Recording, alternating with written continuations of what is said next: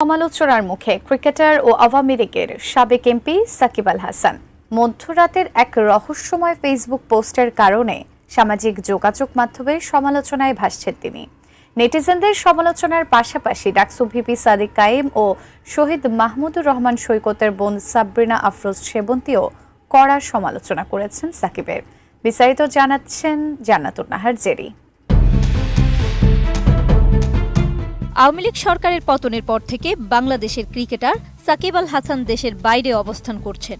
দেশে ফিরে জাতীয় দলে খেলার ইচ্ছা প্রকাশ করলেও হত্যা মামলার কারণে তার প্রত্যাবর্তন থমকে গেছে। এর মধ্যেই গত ২৮ সেপ্টেম্বর সাকিব আল হাসান আবারও সামাজিক যোগাযোগ মাধ্যমের বিতর্কের কেন্দ্রবিন্দুতে চলে এসেছেন।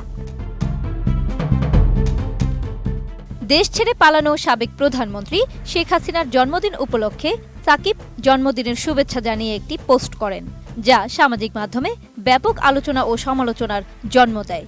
কিন্তু রাতের অন্ধকারে তিনি আরও একটি পোস্ট করেন, যা ছিল আরও ব্যক্তিগত এবং রাজনৈতিক ইঙ্গিতপূর্ণ। সাবেক প্রধানমন্ত্রী শেখ হাসিনার প্রতি সাকিবের সমর্থন ছিল ওই পোস্টে, যা দেখে ক্ষুব্ধ গোটা দেশ। বিশেষ করে গণ অভ্যুত্থানে শহীদের স্বজন ও আহতরা ভীষণভাবে মর্মাহত হয়েছেন। ভেরিফাইড ফেসবুক পেজে সাকিব লিখেছেন, যাক শেষমেশ কেউ একজন স্বীকার করে নিলেন যে আমার জন্য আমার আর বাংলাদেশের জার্সি গায়ে দেওয়া হলো না, বাংলাদেশের জন্য খেলতে পারলাম না, ফিরব হয়তো কোনোদিন আপন মাতৃভূমিতে। নতুন বাংলাদেশ গড়তে এলো জুলফিকার স্টিল। জুলফিকার স্টিল, ইস্পাত দৃঢ় অঙ্গীকার। তার এই পোস্টের পর সমালোচনা ও আক্ষেপ করে পাল্টা ফেসবুক স্ট্যাটাস দেন ডাকসু ভিপি আবু সাদিক কায়েম ও শহীদ মাহমুদুর রহমান সৈকতের বোন সাবরিনা আফরোজ সেবন্তী। সাদিক কায়েম লিখেন, ফ্যাসিস্ট হাসিনা ও তার দোসরদের একমাত্র পরিচয় খুনি ও গণহত্যাকারী। জুলাইয়ের ঘাতকদের আর কোনো পরিচয় হতে পারে না। ক্রিকেটার সাকিব এবং রাজনীতিবিদ সাকিব আলাদা।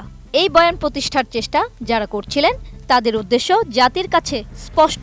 একইভাবে বিভিন্ন পেশার গণহত্যাকারীদেরকে তথাকথিত বুদ্ধিজীবী, সাংবাদিক, পেশাজীবী, রাজনীতিবিদ, কূটনৈতিক নানা পরিচয় দিয়ে নর্মালাইজড এবং পুনর্বাসনের চেষ্টা করা হয়েছে।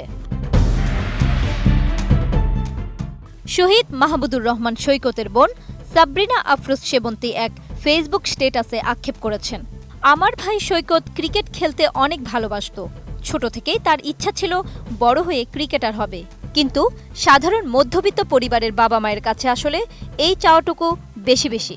তাই আর আমার ভাইয়ের ক্রিকেটার হওয়া হলো না।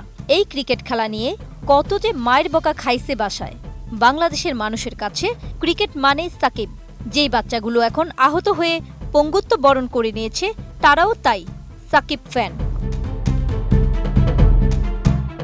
এই সাকিব যেদিন নাফিস মারা গেল, রিকশায় তার মৃতদেহের কপালে বাংলাদেশের পতাকা বাঁধা ছিল। আমরা সবাই তার পোস্টের আশায় ছিলাম যে এবার তো সাকিবের পক্ষ থেকে একটা প্রতিবাদমূলক পোস্ট পাবই। কিন্তু না, সে আমোদ ফুর্তিতে পোস্ট করল, I will spend day in Toronto.